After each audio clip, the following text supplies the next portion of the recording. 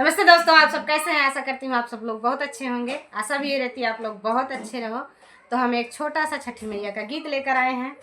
आप लोग गीत सुनिए और जैसे भी लगे कमेंट बॉक्स में बताइएगा। गीत हमारा अच्छा लगे तो लाइक शेयर सब्सक्राइब कीजिएगा और हमें भी सपोर्ट कीजिएगा। तो चलिए हम आपको गीत सुनाते हैं। कोई लरी बोले बासावरिया, सुगवाय मावा की डार, सुगवाय मावा के डार। कोई लारी बोले बासावरिया,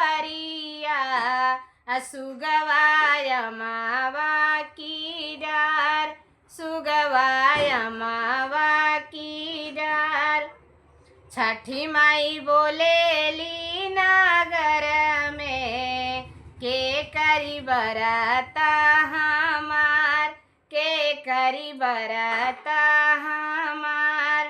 छठी माई बोलेली नागर में, के करी बरता हमार, के करी बरता हमार। हाथ जोड़ी बोले ले कामन देव, हम करब बरता तोहार, हम करब बरता तोहार। हाथ जोड़ी बोले ले कामन देव, हम करब बरता तोहार, हम करब बरता तोहार।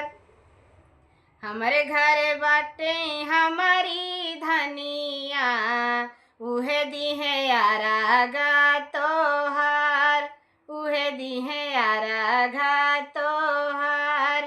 हमरा घर बारी मोरी धनिया, उहे दिहे आरागा तोहार, उहे दिहे आरागा तोहार।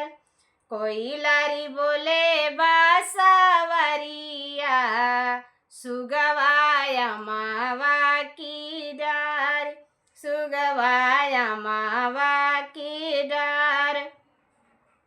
कोई लारी बोले बासावरिया, सुगवाय मावा की डार, सुगवाय मावा की डार।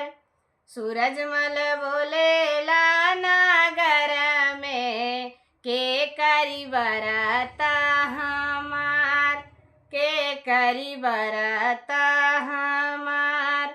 सूरजमल बोले ले नागर में, के करी बरता हमार, के करी बरता हमार। हाथ जोड़ी बोले ले कामन देव, हम करब बरता तोहार, हम करब बरता तोहार। हाथ जोड़ी बोले ले कामन देव, हम करब बरता तोहार, हम करब बरता तोहार। हमरा घर बारी हमारी अम्मा, उहे दिहे आरागा तोहार, उहे दिहे आरागा तोहार।